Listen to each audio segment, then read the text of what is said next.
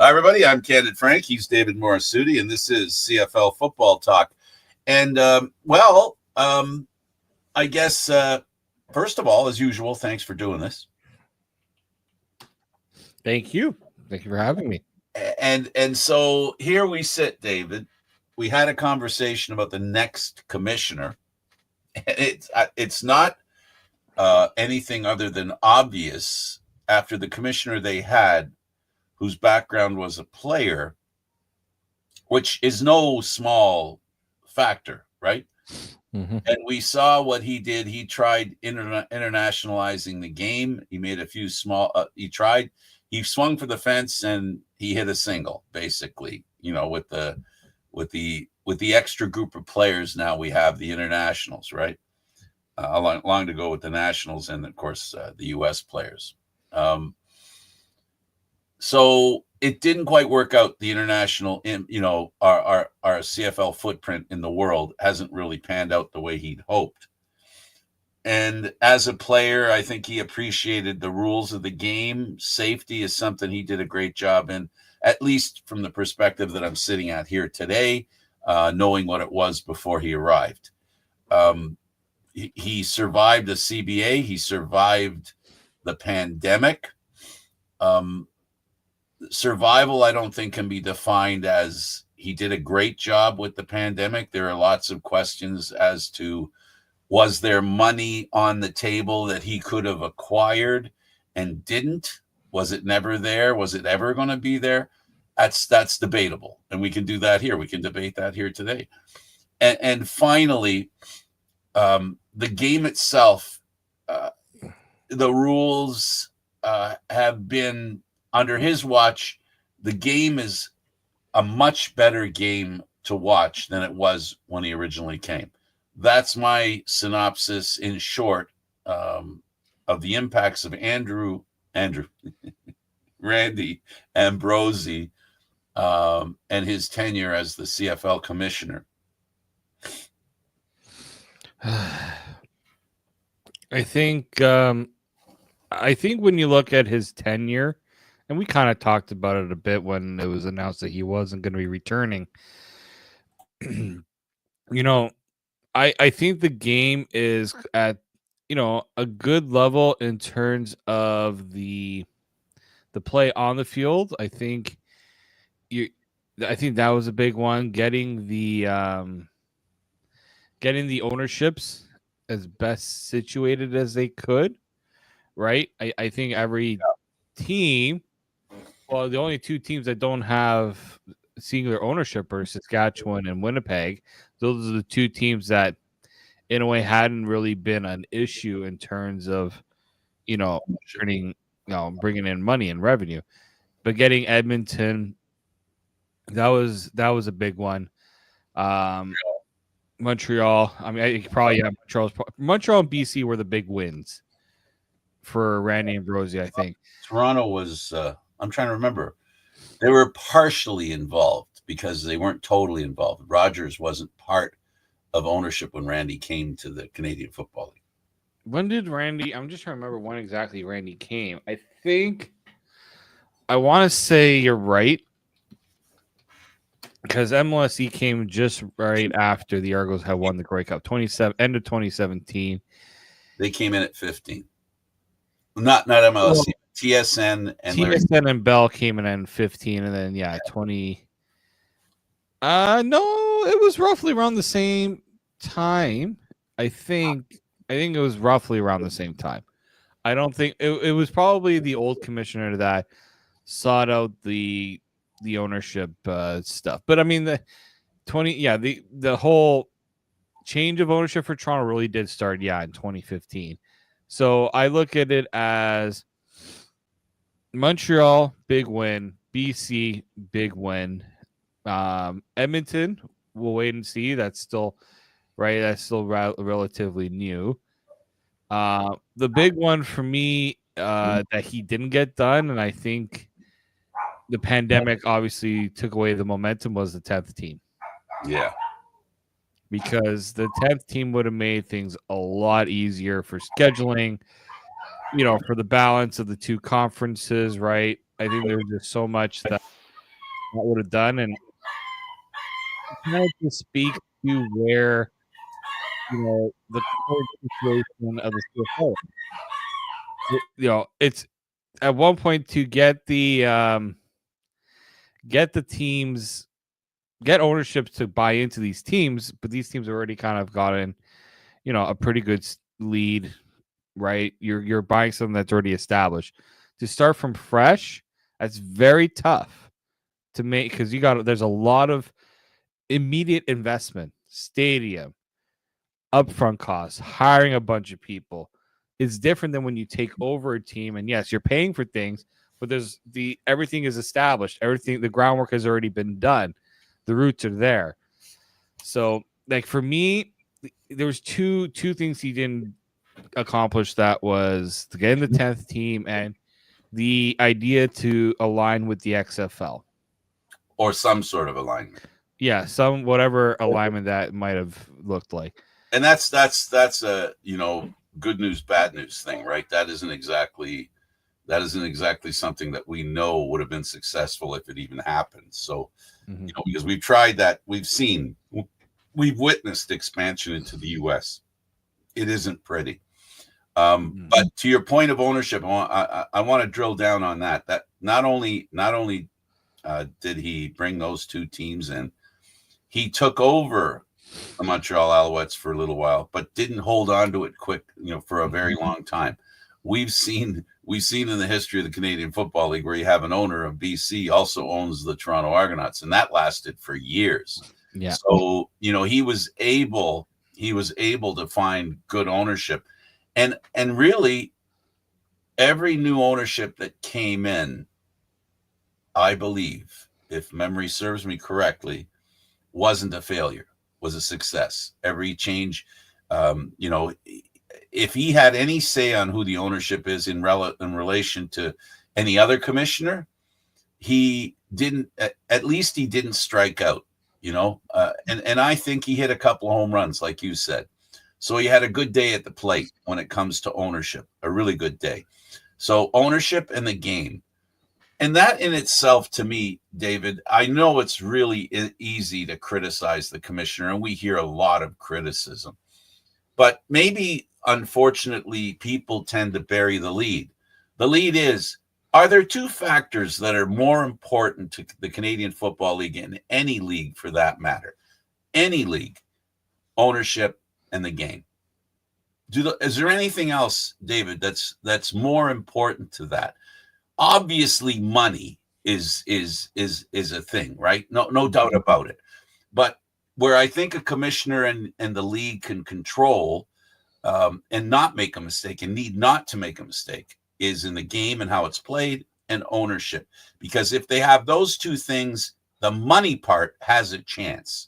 And you've mentioned, whenever given the opportunity or the situation calls for it, have talked about the new media and how the Canadian Football League either doesn't have the money or the will. Well, three things: the money, the will, or the knowledge to foster that group of people.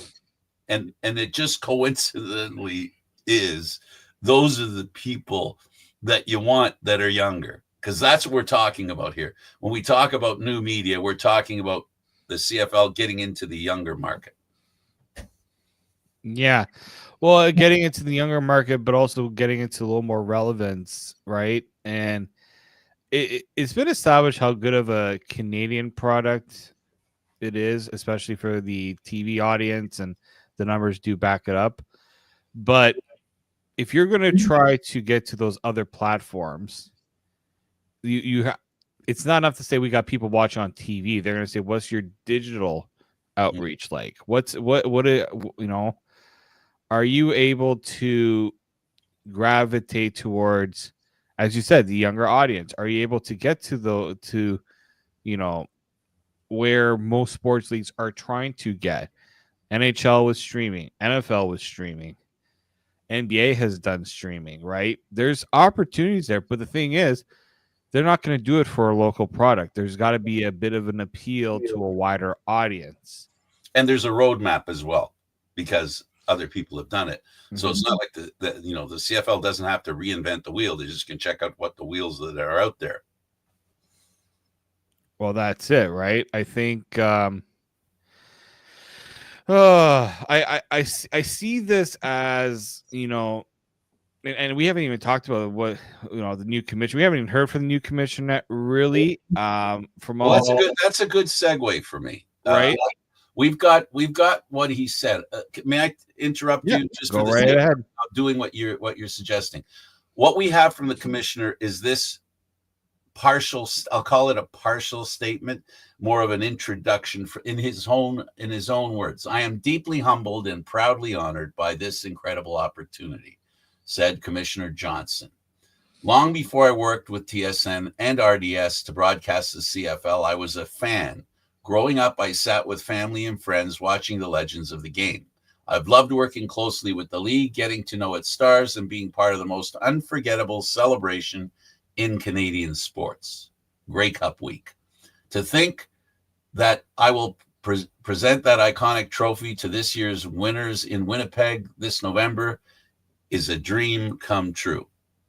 So I'll let you first. He was born in Toronto, raised in Ottawa, went to Queen's University. So that's a bit of and he has a business degree. And what I'll say before you continue, because I interrupted you, is this. He's been around TSN, RDS, two big players in the Canadian Football League in the media. Mm-hmm. Two fair-sized corporations, businesses that do at least try to reach into the type of media you were talking about before I interrupted you. Yeah. How advantageous is it that he's been in that position, able to at least glean some knowledge about outreach to the younger people in a different way, everybody, right? What do you think from that perspective? So here's what he had. Here's the line that really strikes out to me. As we look ahead, our mission is clear: to grow the game of football, to enhance the entertainment experience for our fans, and to ensure the sustainability and success of our league for generations to come. Generations to come, meaning we got to look to the future. How are we going not the last three generations, the next three? Right? How is the league going to be able to sustain and find a way to, ensure that it's not going to be, heading in the wrong direction? I don't even know if it's the wrong direction per se. It's more so to ensure that the league isn't falling behind, right? I understand. Like I think CFL fans need to understand that the CFL product is good. We don't doubt that at all. But what we can't get caught up in is thinking that, okay, let's see it get to the point of where,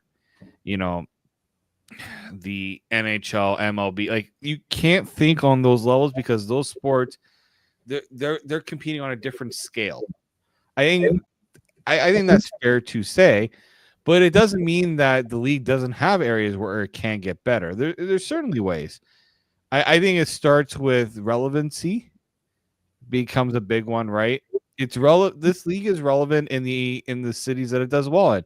It's not hard to see why it doesn't do well in certain areas because it falls behind what people think is quality. I guess quality entertainment, right? We know the product's good. We've talked about it many times before. We talk about how the tickets are reasonably affordable, but it doesn't. People just don't gravitate towards it, and I think it's, what has the league done differently to bring in new fans, right? And I think that's probably the biggest one there. And I think it starts on two folds for me. One is your grassroots. How are you doing on the grassroots of football in these places where maybe the league isn't, thriving? Is it embedded within the identity of the city? Football is Canadian football embedded right? Then you have to ask yourself, if it's not, why isn't it? What can be done to improve it? And then thirdly, what can you do to make people see that, a little more than just, the few times in the year that people are all there for the Grey Cup? How do you get more people to say, hey, I want to, this is something maybe I want to see a little bit more, for, more times in the year. Like, you got to find a way. And it's not just, and again, I think everyone looks at it as, how do you get more people to come to games? How to get more people in the seats? To me, that's not it. That's not it. It's how many people are talking about the league, how many people are giving the league its fair chance, right?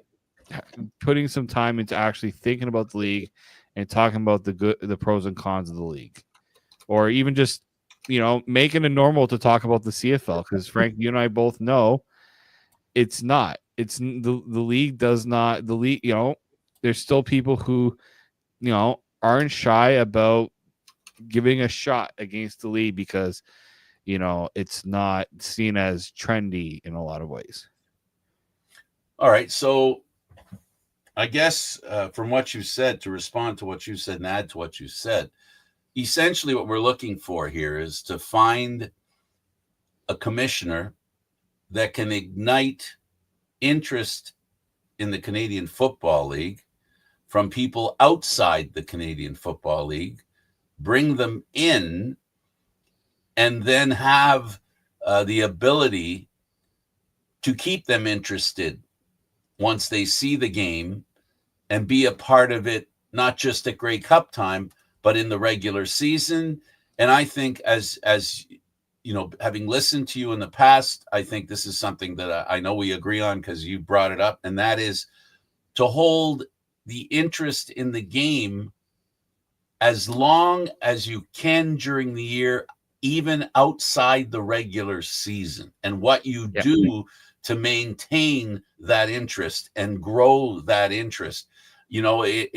It's not just about getting a wider audience, it's about getting a deeper one that is more engaged in the game, which is, again, this sounds like repetition, but I hope it's because I'm trying to be more specific and drilling down reasonably well. And that is that somebody comes to the game, watches the game, and enjoys the game so much, when they go home, they want to see the replays of the game. They want to hear from people who understand the game, what they're talking about, and they engage with those people as well. So it's the ancillary part of the Canadian Football League that is, in my view, the darkest part of the CFL experience. The part that speaks to a lack of the kind of success it needs. In other words, it's not just about going to the Grey Cup. It's not just about going to the game. It's about the experience of being a CFL fan and surrounding yourself with all the extra doodads that the game can offer you, including, purchasing all different kind of swag, getting that interest in it, being a proud CFL fan, which helps it rolling, right? Because at the end of the day, it begins and ends at the game for CFL fans. Most.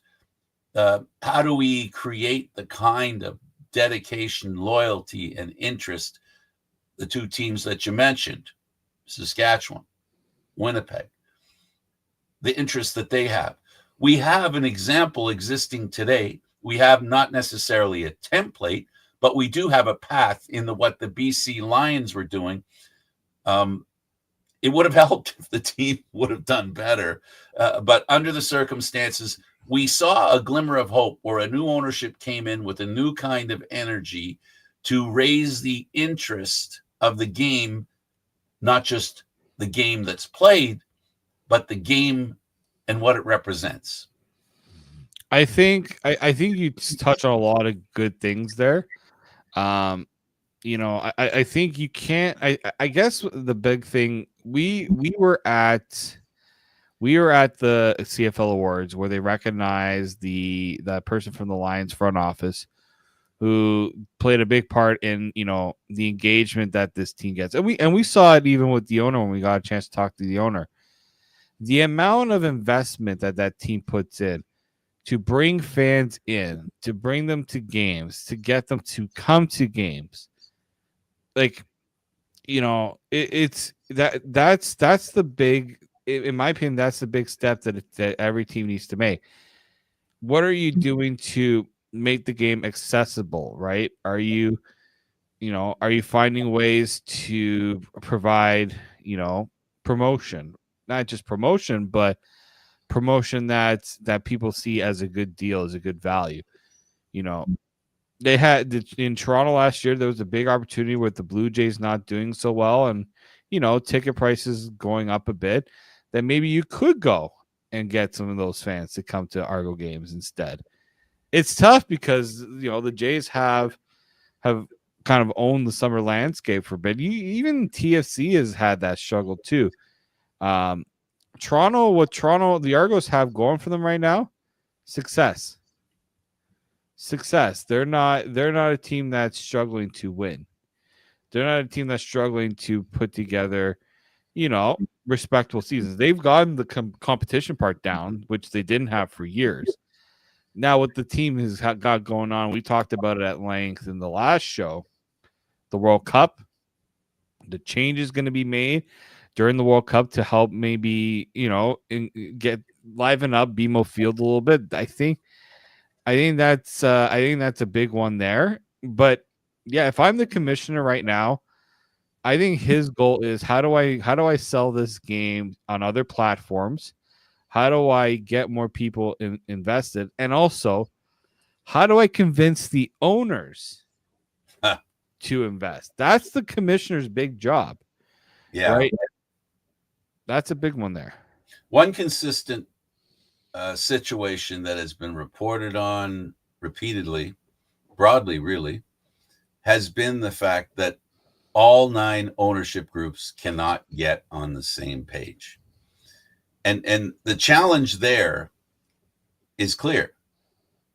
Somehow this commissioner, the next commissioner, has to have tools that the past commissioners haven't had. And the kind of power a commissioner needs to have a longer view of what's necessary to be done, because what needs to be done in the Canadian Football League isn't, you know what? Let's start in May and we'll see if we can get this going by June. No, that's not the kind of change that they need. They need the kind of change that says, all right, it's 2025. Where do we want to be in 2028? I know that sounds maybe counterintuitive to many people, but there has to be a long view, because some of the real changes that the league has to make, that we on the outside see as needing to be made, which is just, different people have different opinions. But the point being that it has to be an opinion that can withstand the criticism and or the impatience that develops, because sometimes the best plans are the plans that require patience. And ownership in the Canadian Football League has one patient view, their opinion. And I mean individually. And there has to be a cooperative relationship fostered here. And if this commissioner can finally do that and get these ownership groups to understand that we need to do something that benefits all of us in the long run, and if he can do that, he might be able to build on some of the improvements we've had with the strength of ownership and the way the game is being played. Yeah. No, I mean, we there's a lot of things that have been done during Randy Ambrose's time that have helped the league, and there's things that we didn't like that maybe this commissioner will think otherwise. I mean, if I had a chance to talk to the commissioner, I would say, do you believe that the current management cap is something that helps teams remain competitive? Well, hopefully we'll get that chance. I mean, we are on the list of people that the Canadian Football League calls when they have their little media scrums, whether it be in person or, on the internet. Regardless, I hope you can ask that question. I hope I've got questions, a whole bunch of questions I would like to ask, and I know I won't be first on the list, So that's why I work really hard with the next 8 or 9 questions, because by the time it's our turn, or my turn anyway, I know that a lot of people will have asked questions. But I believe there's enough questions in my head that there's some that I believe others may not ask, and I'd like to have the answers to those questions. And the root of those questions would be always to the idea of how do you develop the, like I said, the width of interest in the landscape, but also how you can maintain their interest in more than just games. And that's where my question, depending on what's asked, will come from. Because I want to hear that. I want to hear what the plan is and what are you bringing to the Canadian Football League that hasn't been brought in your view. You say you've been a fan of the league. You've been involved in directly communicating what the games and some of the stuff that's done, like the weekly half-hour shows that are done, about the Canadian Football League. He's been involved in that, I assume.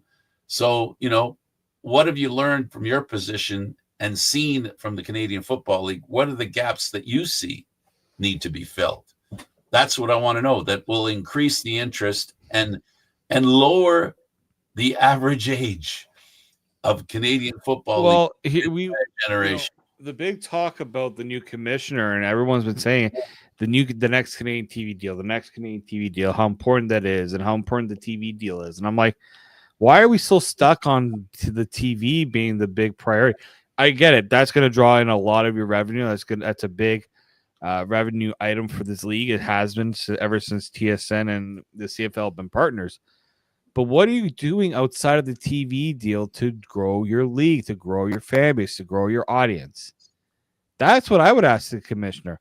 It's great that you guys obviously understand the importance of the next TV deal because you're getting this commissioner a chance to work on it early, right? He's not being brought in with the deal expiring. It expires in 2026. So this is something that's obviously a top priority, but it can't be the sole. Like, there's almost a 1A, 1B in my opinion. The TV deal is the 1A. The 1B though is, what are your other platforms that you're going to look to help push, right? It's the kinds of platforms. What investment is the CFL willing to make to improve on those platforms? Because I don't think in my opinion, I haven't seen that investment.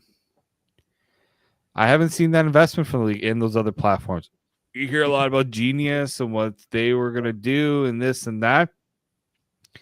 I personally haven't seen it, right? How are you getting your, we talked about it. The only way the CFL keeps the interest after the season is done, if the TV partners are not going to do it, you got to find other partners to do it, right? And I think that's the big one there. Yeah, and I'd like to hear. I don't have to hear specifics. It's not about the specifics. It's about where you're looking for this kind of stuff.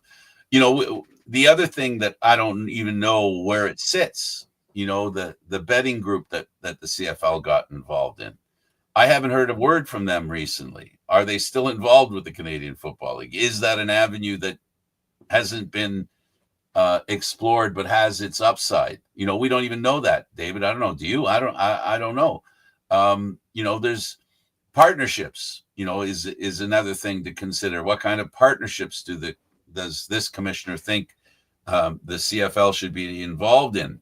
Are those partnerships another league? Is the UFL a reasonable step in the right direction?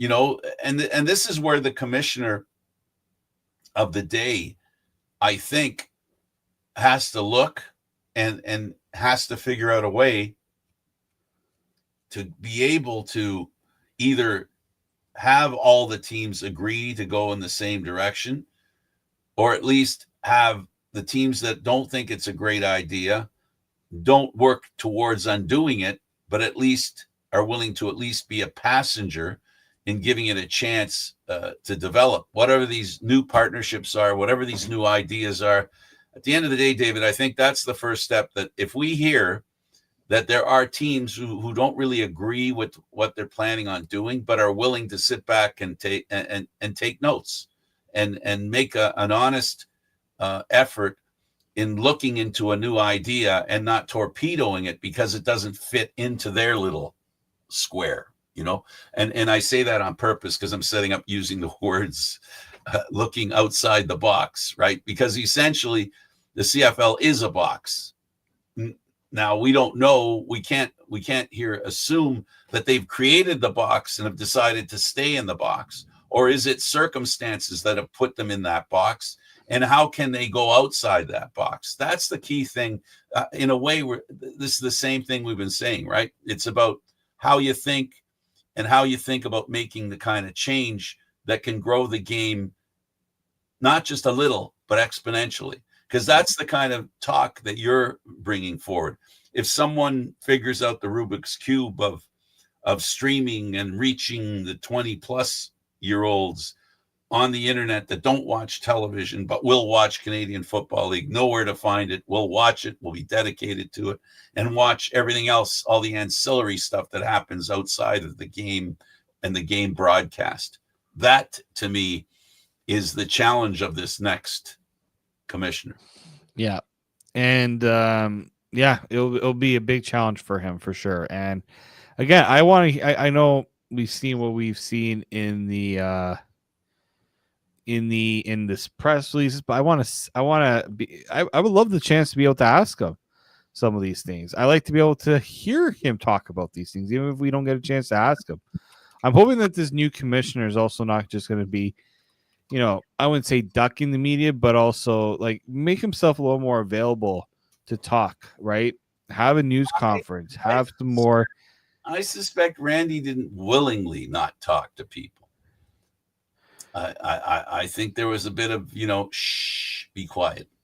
I don't see him as a guy. I don't see him as somebody cowering from the media, but I could be wrong. Yeah, but I think that again, like we hear from Gary Bettman a lot more than we hear from Randy Ambrosie. Like not just here, but the media being able to talk absolutely. And the reason for that, David, I think we can agree, is that Gary Bettman has done one thing that I shouldn't say no CFL commissioner, not many CFL commissioners have been able to accomplish, and that is to develop a consensus and then act on that consensus. The Canadian Football League, under the past few commissioners, at least the last two, could not arrive at consensus. That's the, so, how can a commissioner go out and talk about stuff if he knows he's saying something somebody disagrees with? You know what I mean? And when they can't agree on anything, that leaves the commissioner to say very little publicly. Mm-hmm. No, that's true. That's my opinion. That's just my opinion. I have no reason. I just find that we don't get enough. Again, this offseason has been talked about more because, well, I mean, after the Grey Cup, it was a bit of a lull period. Now we're getting more talk. Like we have news to talk about today that we didn't have before. We have a coach that's been re-signed and a team that's got that had a big trouble. BC. Oh, you want to talk about Dice first? You want to talk about BC? Go ahead. Tell me about Dice. Okay, well, Dice signed a contract extension. It's not a massive one, just till the end of 2026. I think good for him. I think Ottawa has been heading in the right direction. I think there's still areas that they're lacking a little bit, but I think they've been taking steps forward. So I like where Ottawa's going, and I think when you look at his tenure in Ottawa so far and what Ottawa has done this offseason, they've made improvements, but I'm like, is it going to be enough? When you look at, Hamilton really started to come on its own. What's Montreal's going to look for a bounce back after what was probably a disappointing season for them. But I do like that Ottawa's pushing forward. They're not looking to take that step back that we've seen them take, right? Where they go forward, they're a playoff team, win a Grey Cup, and then they're at the bottom of the division. Like, find a little bit of that consistency. So good on Dice. Let's see if he's, they're giving him 2 years to see if he's the guy to lead this team. Otherwise, I'm sure this organization wants to see some success. A little more than good. They had good success this year, but I think there's an appetite for more. I think what I'll say about that, what I'll say about the Dice signing and it running the time that it's running, speaks to an important need for every organization, especially organizations that want to be successful. One of the biggest traits in the Canadian Football League that is necessary to be a winner, and especially if you want to be a consistent winner, is continuity. I think continuity is a word that every organization in the Canadian Football League has to try and achieve. They have to work towards attaining it. Continuity of players in the locker room, continuity of coaching, continuity of ownership, continuity of fan engagement, and having a coach and saying, this is our coach for the next few years, is saying, hey, we're committed to this coach. We're giving him a nice runway here to see what he can do. We've had him for a while. Didn't have the kind of experience head coaches have, ones that have a long history, because he doesn't have a long history.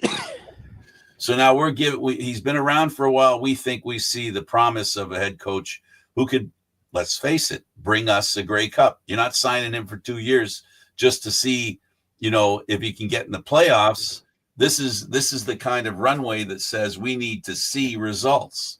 So now we've given you what it takes for you to have a longer runway and a longer opportunity to have the kind of consistency with players. And, they've got a GM now who was new a few years ago. Burke came into Ottawa with a good reputation, very important player, and bringing players to the Hamilton Tiger Cats. And now he brought his show to, Ottawa. Had some difficulty with options and choices that he made because of injuries to the quarterback specifically. They're over that now. They've got a young quarterback whom I think, is obviously not even close to being the best player he can be. I see an upside to their quarterback that a lot of teams wish they had. It's why the Argos signed their quarterback to such massive numbers, right? It's about promise, right? So there's a few quarterbacks out there, and every team wants them. Well, I think the big one here is, once you have a quarterback, support him, and if you think he's the real deal, really, give him the tools to be successful, right? If they believe Drew Brown is the guy, give him those tools to be successful. Give him a running back, and have a running back in the playoffs. Like, how do you expect to win when you don't have a proper running back position? They went and got Geno Lewis, good. They went and got Danada Baboye. They've taken some good steps. They've taken advantage of some teams that couldn't afford certain players, and they have an abundance because they're not paying their quarterback. Baboye, a prospective feature back. I think for what he's being paid, he should be. I don't know if he's a feature back, but he deserves more than what he got in Toronto. So that means that they still haven't done what you think is most important. They need a feature back. They need somebody to carry the ball in the playoffs and give the team the other option. Give a because this conversation turned towards the quarterback. And even though the quarterback's not a running back, he could sure use one that can run the ball. If I'm looking at the team right now, just pulling up their roster, the running back position includes stand back. Yeah, William. Like, the thing is William stand back more of a feature back than Danada Baboye? I think you're going to see a bit of a timeshare. Yeah, absolutely. But that doesn't mean, it can be done by committee.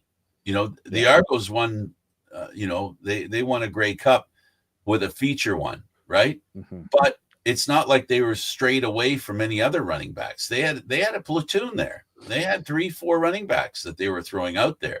And the reason for that, I think, is that to make sure that their feature quarterback was fresh and able to run the ball to the best of his ability. And that's what it's all about. Either way, it has to be a committee, because even a great running back like the Argos have had the past couple of years still needs a support staff. Adeboboye was one of them in this case, and proved for a time that he could be the other guy. And that's important. I don't think we're suggesting that you have to have one guy and that's it. I know we're not suggesting that, but you need somebody that eventually, when push comes to shove, you hand them the ball and you get the first down you need, right? Well, let's not forget, like the Argos, I thought they were done with Kadeem Carey. They brought him back. They re-signed Deonta McMahon. They also signed Kevin Brown. Like, if I'm Ottawa, that's probably the one thing I would look at is can we improve our running back room? Can we get some other options in there to take some of that pressure off of our quarterback? Because yes, as good as your quarterback is, your quarterback needs to be given a chance. Right. He needs an opportunity to be able to expose defenses, and defenses are very good. That if you are a one-trick pony, no matter how good that trick is. Mm-hmm. Yeah, no, it's true. It's very true. So it's important.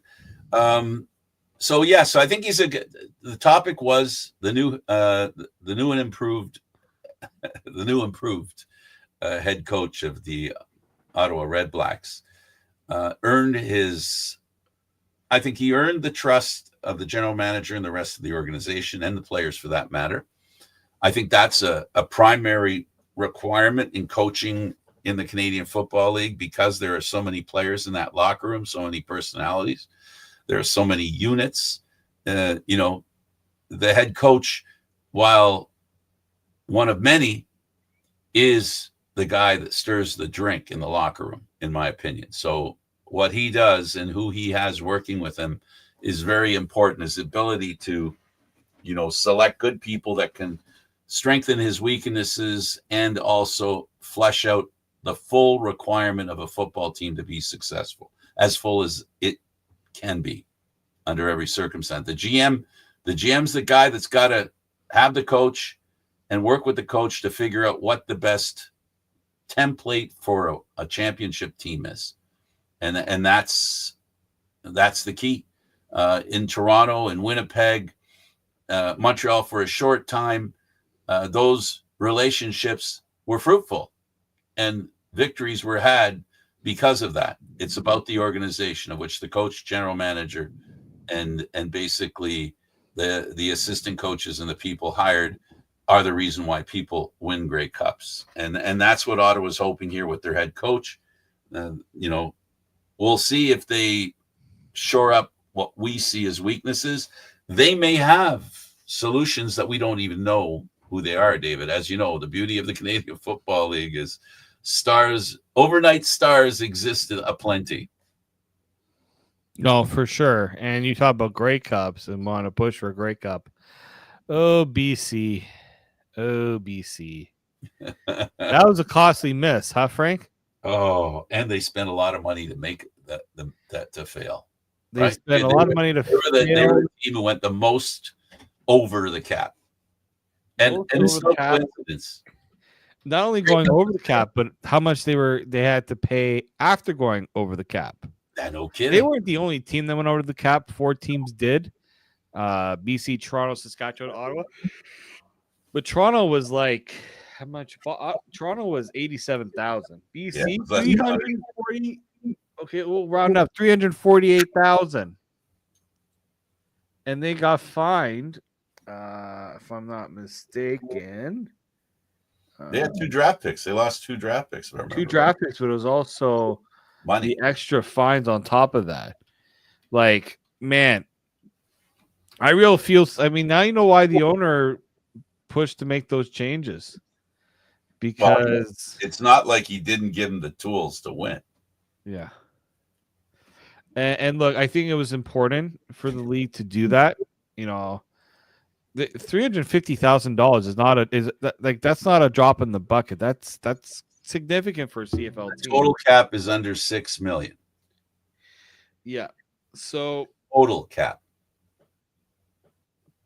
So teams that exceed the salary cap by less than 100,000 receive a dollar for dollar fine. Okay, so the Argos would have gone like the 80 something thousand. But when you violate up to 300,000, you receive a fine of double the amount in excess, and result in the forfeiture of the team's next available first round pick. Yikes! So, yeah, so it'll come out to almost $643,000 in fines for this team, plus two assets. So unreal. But you know what? It's important.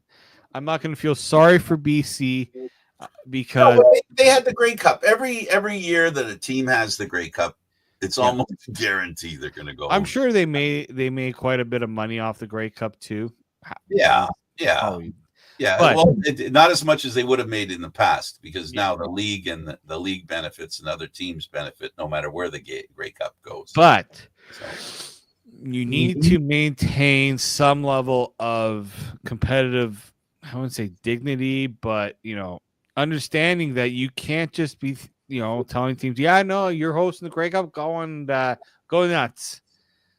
No, I'm very happy that the league wrote down how much the teams went over. But you know what would really help, Frank? What's really help? Players' contracts. If we disclose what teams are spending. You say you have this amount on the salary cap. So guess what? They barely disclosed there was an increase in the salary cap, David. What? Again, this type of stuff here. Money's a very sensitive topic for the Canadian. If you want to talk about how you keep people investing in your league throughout the year, you will have people debate. Can they afford to do this? Can they afford to do that? Is this player being overpaid? Is this player being underpaid? Like, those are sort of things that talk. You, Frank, you and I know I do a Leaf podcast. We spend maybe a good chunk of it talking about contracts. Absolutely. Because all that stuff is publicly available. Give me a break. Even the PWHL, you hear more about player contracts than you do the CFL. Give me a break. Like, you're talking, and look, I'll give the league credit. They at least disclose the amounts. I think that's by design. I think they're supposed to. There's probably a mention in the CBA that they have to, because I'm sure the CFL would have just said, all right, we're doing this to BC for going over the salary cap, but not even properly telling the fans, why is my team being dinged so much? Well, the specifics of the rules being broken and why the rules are being exercised is important. And that when it comes to that, I don't think anybody's foolish enough to think that transparency isn't the answer. But when it comes to players' salaries, I really do think they should be disclosed. I know that as a rule, we all believe and have been led to believe, for whatever reason, that the salaries in the Canadian Football League are not near what the players deserve. So, when broadcast, the salaries, when they're broadcast, we'll get a real good understanding of how little these players are paid in the perspective of professional sports. Yeah. We already know that they're not paid that much.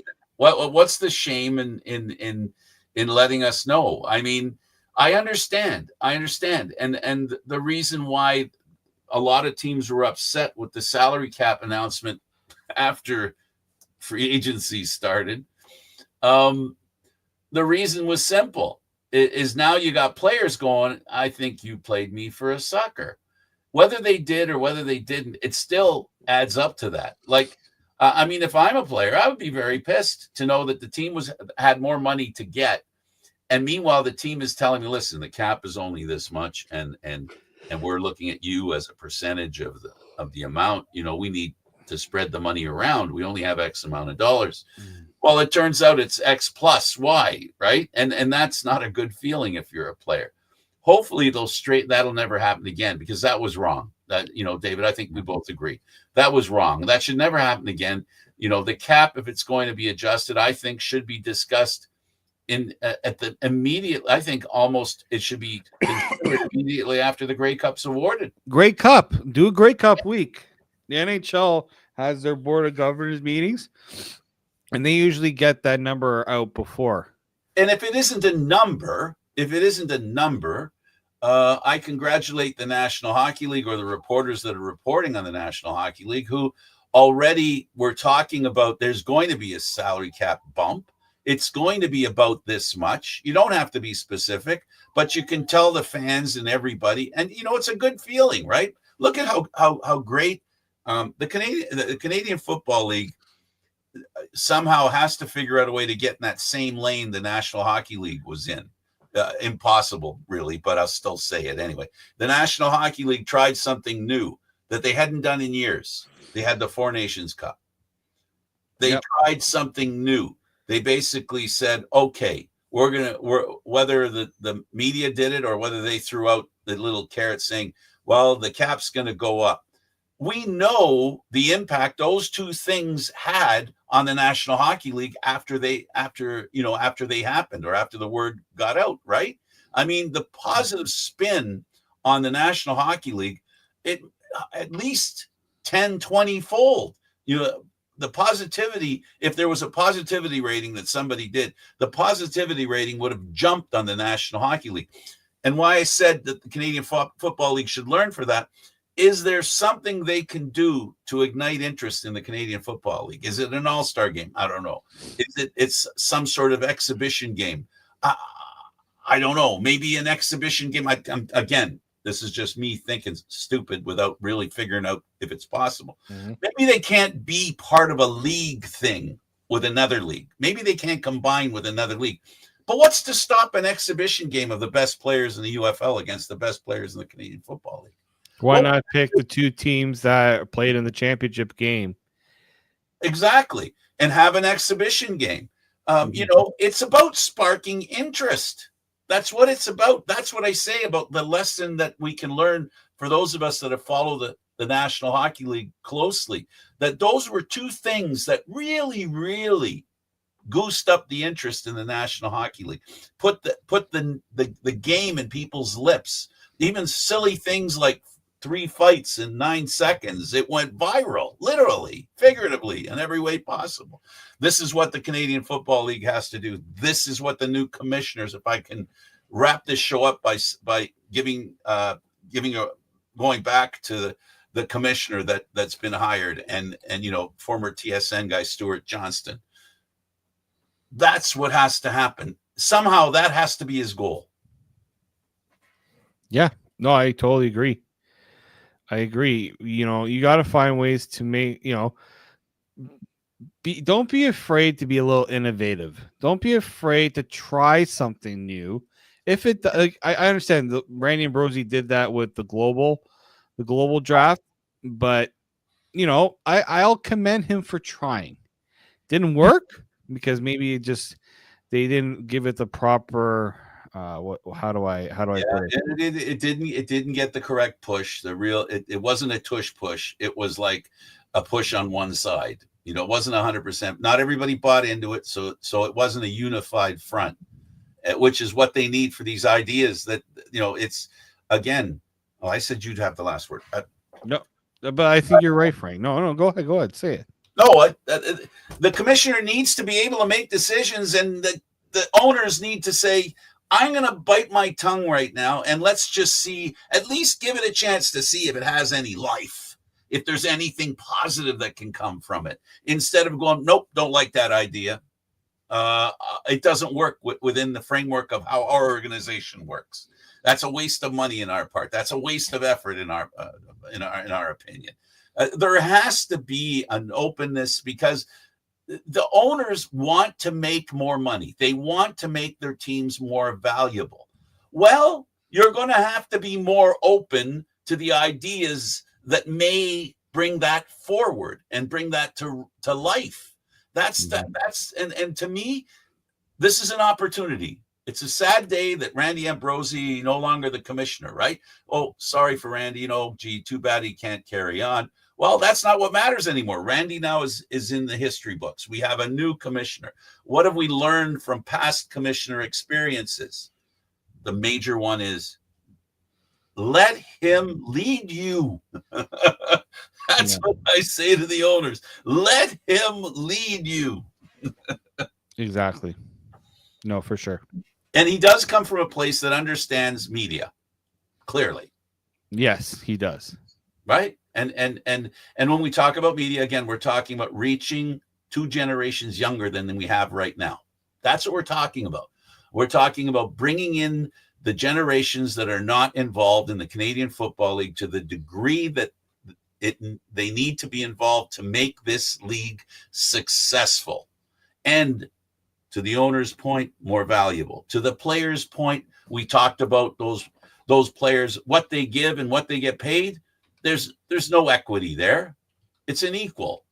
The effort that players give is everything they have. We know the players. We talk to the players. We witness how they play. We see the effort. And we know comparatively to other sports, they are underpaid.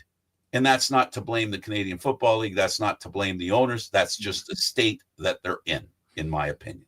Well, you can say it's not their fault, but you can also say what have they done to really push forward the idea of increasing the salary cap so they can get more, a better pay, right? So that's kind of twofold. Yes, they haven't, certain things have kept them from making it. But what have they done to increase the portfolio? And they finally have seen an increase. It's the first increase I've seen in a bit. Now, what are they going to do to get more? Yeah. So to be clear, what I'm saying is I'm not denying and not trying to hide the fact that maybe owners have made mistakes and the league has made mistakes. But to my earlier point, which is the one I'd like to stress, and that is this is an opportunity for a fresh start. Mm-hmm. And with that start comes stop looking back, look forward. Let's not worry about the mistakes they made before, other than remembering the mistakes and how they happened and what we can learn from them. It's time to move forward, try new things. And we've got a guy who's a different thinker now in charge of the Canadian Football League. Stuart Johnson, a fan, born in Toronto, raised in Ottawa, understood college football, Canadian college football, understands the media really well. And I know from this show, from CFL Talk, we wish him the best to have success, because the more success the Canadian Football League has, the more interest there'll be in this show. So you can see I'm being very selfish. Mm-hmm. My motivation is very selfish. I want, and I've said this before, and I'll close with this. I promise this is how I'm going to close. My close is this. I believe I'm a valued reporter in the Canadian Football League. I do believe that. But I also believe if I find myself under the bar of value required to be that person, to continue as a reporter in the Canadian Football League. In other words, if I'm not good enough to be a reporter in the Canadian Football League because those seats are filled with people and organizations better than me, I'll say thank you. And I step back because I love the game, not just more than myself, but more than my interest, my personal interest, because I know how great this game is. Yes, absolutely. There's potential with the league. The league has got a long-standing reputation, but we want to see it improve. We always do. We always want to see things reach their full potential. Well, it's been an interesting hour, David. Thanks for doing this. I really appreciate it. No problem. Thank you. All right. And don't forget, Locked On Maple Leafs. You can Google that. David and Mike do that, otherwise known as Al's brother. Do their hockey show. I've been a guest on it. Thanks, David. It was fun doing it. Love talking hockey. Love talking CFL. Heck, I love talking sports. And I hope you enjoyed our CFL program for today. And if you have any opinions, you can always Facebook me. You'll find just Google Candid Frank and you'll find me. Anything you want to tell me, any suggestions, even what we do here, please do. And don't forget, David Morisuti also writes for Sportsnet. So you'll find some of his stuff. And sometimes his stuff doesn't have his name on it. So when you see a story and it doesn't have a name on it, there's a good possibility David might have wrote it. David, thanks for doing this, buddy. Thank you, Frank. We'll see you all next time. It was fun doing this as always. Thanks for watching. Usually we do this Mondays at 4, but it's the off season, so we wait for news to happen so we have something to talk about. And obviously some news happened. See you next time.